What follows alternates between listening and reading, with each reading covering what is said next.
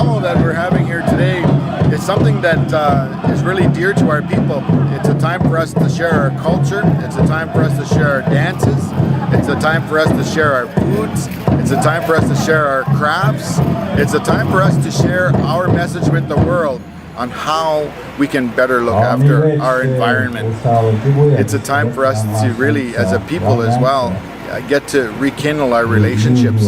It's a really great time for us to stand around and chat and talk about what's going on in our communities and even strategize with governance issues. So it's a real mishmash. It's a beautiful, beautiful mosaic of all kinds of things that make which we are, which is an Anishinaabe. So it's a wonderful event. Yeah. Okay, dancing is a big part of it too, right? Yeah. Oh yeah. There's many styles of dance that we're exhibiting here today.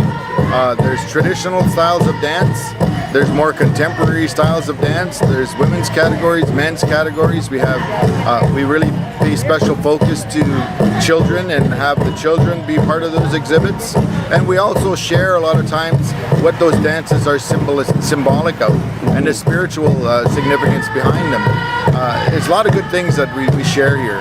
The Grand Entry is a huge part of our ceremony, and what we see physically is not all that's happening. There's also a spiritual Grand Entry.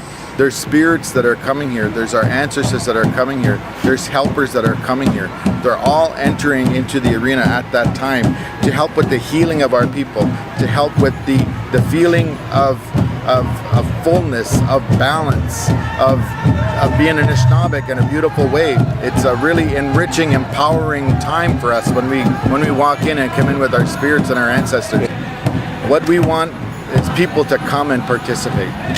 We want them to learn firsthand. We want them to use their eyes and their ears and their minds and their hearts to remember this. We want beautiful memories from this, and that's what it'll come from, is from experiencing our culture.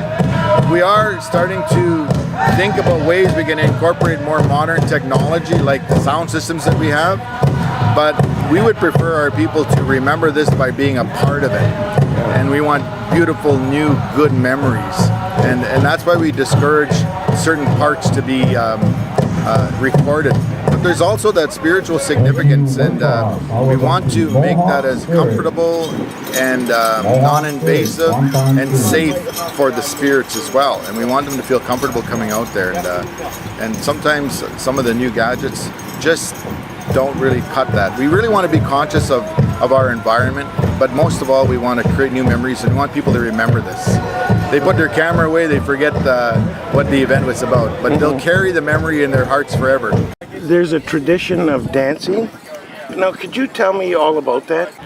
Well, the girls were interested in dancing after we had taken them to a powwow at Sioux College that was held earlier this year. They liked the jingle dress, so they had both picked out their own colors. I had made their dress, but it's a special type of dance because it's a healing dress to our people. This dress is made to dance for the elderly, people who are sick, people that can't dance. So it's special. And what we do, we will end up having a ceremony for them at some point, because every dancer, it's called their coming out ceremony when they first dance. We will feast for their dress with traditional foods and have them dance, come out, and I'll arrange for other jingle dress dancers to dance with them. There's different styles of dance, and you'll see. Grand Entry starts at 1 o'clock, so you'll be able to see the different styles of dance.